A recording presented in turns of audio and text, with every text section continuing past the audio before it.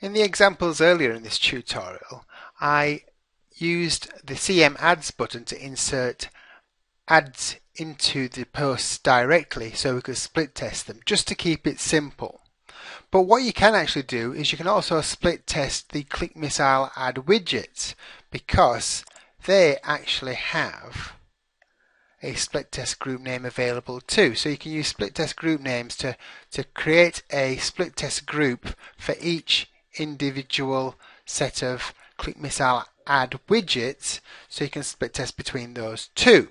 Now, in order to be able to do that, to have that split test group name there, you will actually have to switch that option on in the Click Missile settings. So I'll just show you where that is.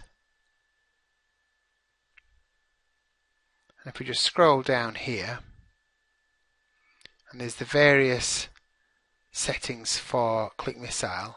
And what you'll need to do in order to activate split testing for those widgets, you'll have to click on this Activate Split Test Group box.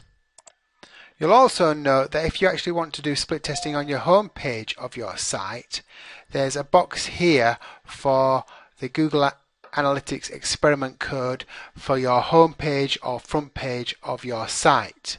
Okay, so if that's where you're putting your ads and your split testing on that, then put that code in there.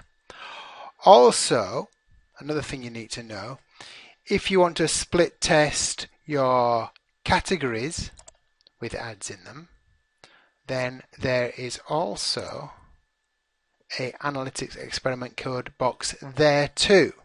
So that means you can inject the analytics experiment code into your home page, into your categories, or your pages, or your posts for the purpose of split testing. So those were just a few more of the advanced features, and I hope you have a really good time split testing your ads and optimizing them to the max degree and getting the most out of your website.